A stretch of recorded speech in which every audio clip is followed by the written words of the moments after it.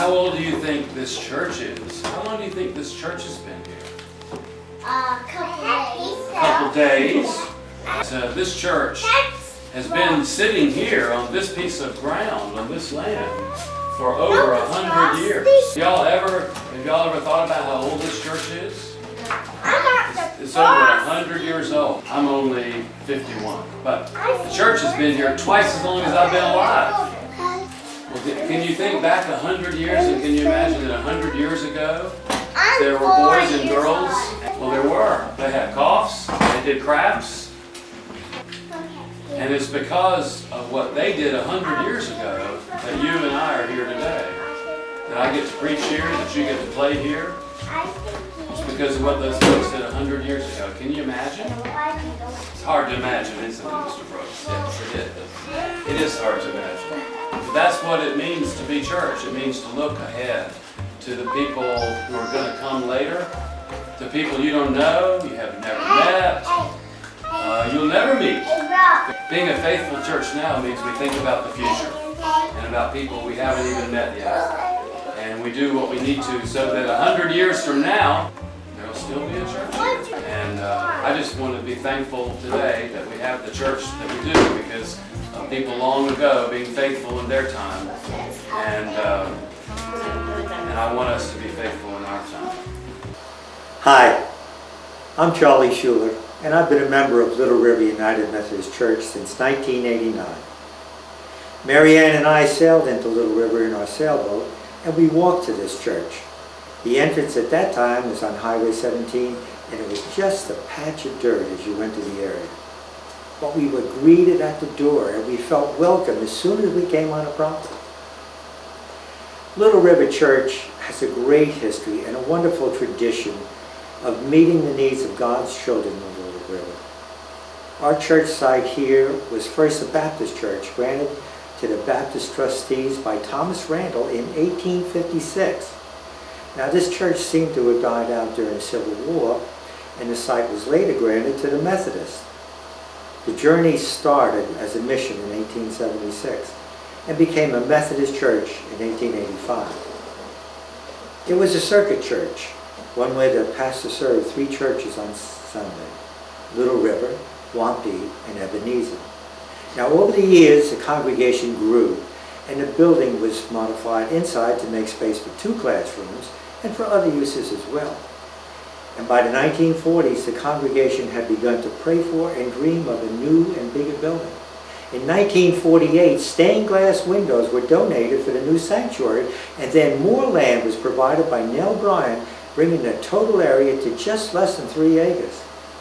The congregation was still small, about 75 members, but they sacrificed to build for the future. The journey continued with construction of a new church building in 1950. Once the building was finished, the original church was moved to the back of the property, where it served as a community recreational facility.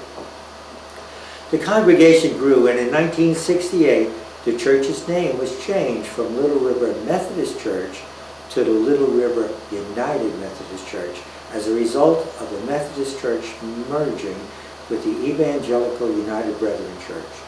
And in 1969, LRUMC was served by the first woman pastor in South Carolina, Betsy Parker. And a 2-story wing with classrooms and a fellowship hall was completed in 1976. Now one member's donation of 2 building lots at Sunset Beach helped to pay for the addition. The old wooden church was no longer needed. It was sold and became part of the Parsons Table restaurant across Highway 17. And by 1987, just 11 years later, membership had grown to 304. The building was too small once again.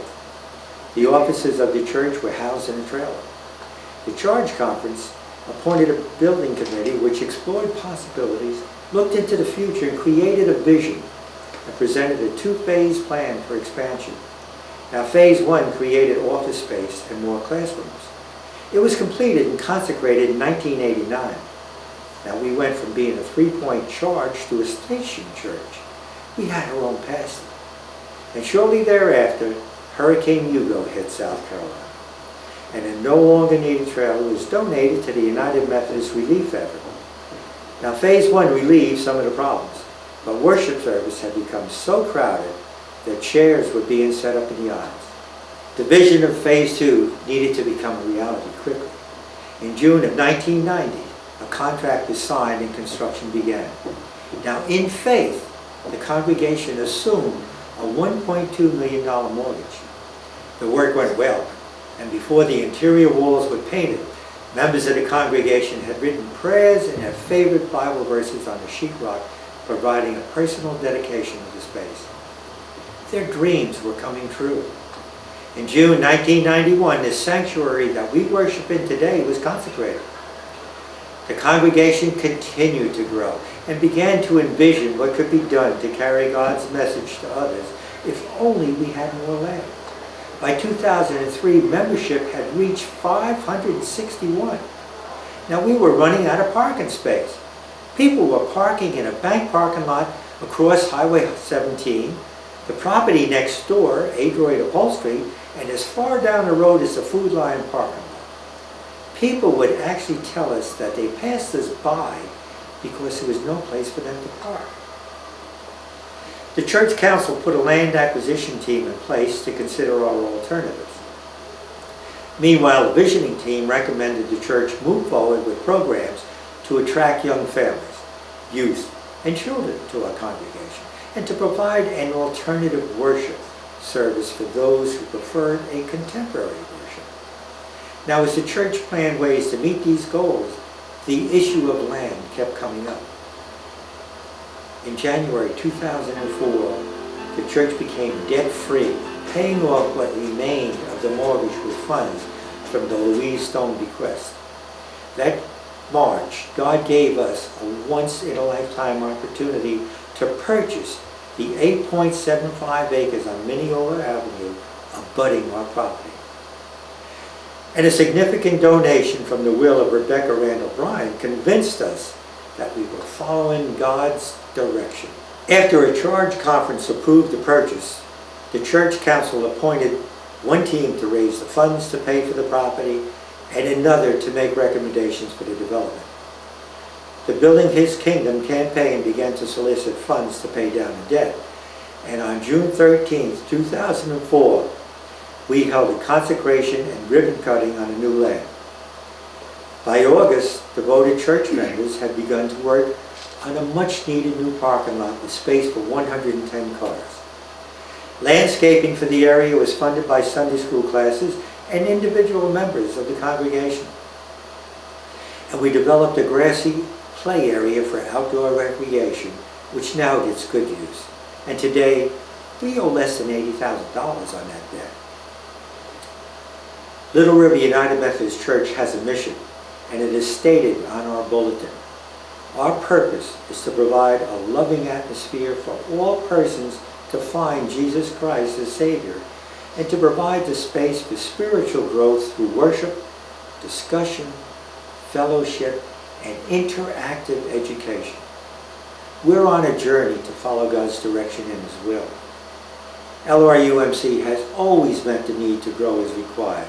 This is God's church, and it is our mission for the community. We need to continue our journey. It's become clear that we need more space for classrooms, for missions, for ministry, and for fellowship. So we started working with the architectural team of Pike, McFarland, and Hall to develop a master site plan and a family life center.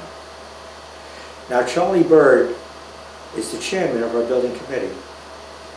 Charlie, would you describe for us the proposed family life center? Sure, Charlie. This facility will have a large multi-purpose room that will seat 300 people at round tables. It will have a kitchen for serving, classrooms that can be used by children, youth, young adults, and those of us who are more mature at this point. And it will have a stage big enough for plays, music, and cantatas. We plan on moving our contemporary service into this building as well. This will relieve the congestion in our present sanctuary. Right now, we have people running into each other as one service ends and the other begins. We also have to go through a setup and takedown between each service. A new building will eliminate this problem and provide seating for over 400 people without the tables. Well, how did you come up with the design of the Family Life Center? We surveyed our staff and congregation and built a wish list. Then the building committee viewed 4 different family life centers in our area that have been built recently. We consolidated all of our ideas and submitted a finalized wish list to the architect. They then developed the plans we have now. Can you tell us why we bought the property next door when we already own 8.75 acres behind us? Yes, a retailer recently purchased the entire 2.75 acres next to us. He then subdivided his property and offered us 1.76 acres between his proposed building and ours. The building committee felt that this purchase would significantly enhance the usability and friendliness of the new Family Life Center. Due to the unusual shape of our property, the old plan showed the Family Life Center over 200 feet away in the area that is currently used as a play area. We feel that this could significantly restrict its use. The additional 1.76 acres will allow us to locate the Family Life Center adjacent to and perhaps connected to our current facility. And this property will also give us another option for future expansion of our sanctuary. Also, have you noticed that when you come into Little River from the north, you can hardly see our church? Removing the 2 buildings next to us will give us more visibility and will help in future growth. And the other thing to remember is that if we hadn't purchased the property, someone else would have, and we have little or no control over who our neighbor would have been or what they may have built. Thanks, Charlie. Our church council approved this purchase December 11, 2006. And I'll tell you that this was done after many, many prayers. Little River is growing in leaps and bounds. Why, right up Mineola Avenue, there are a number of developments under construction that will have over 1,000 homes in the next few years. The town of Little River has plans requesting 7,000 new homes. And there are many more just to the north of us on Highway 17. Yes, the time is right for continuing our journey. We can build a beacon for Jesus in Little River.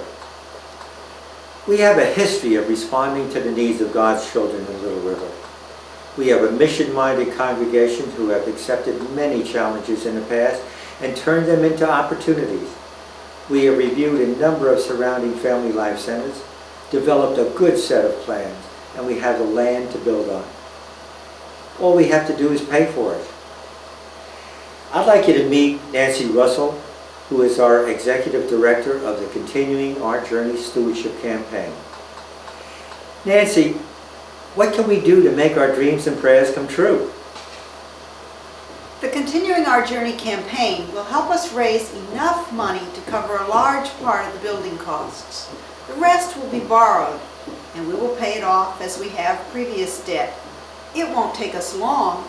Just look at our history. In March and April, we will embark on a journey.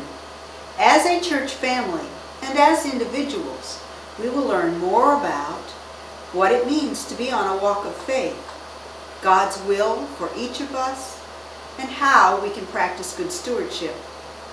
There will be special Sunday school material with age-based lessons on stewardship. Newsletters will be published periodically to keep you up to date on the campaign. Now be sure to mark April 22nd on your calendar.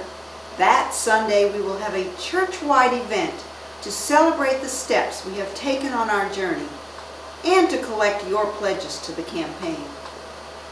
Please, plan to journey with us and listen to God's call upon your heart.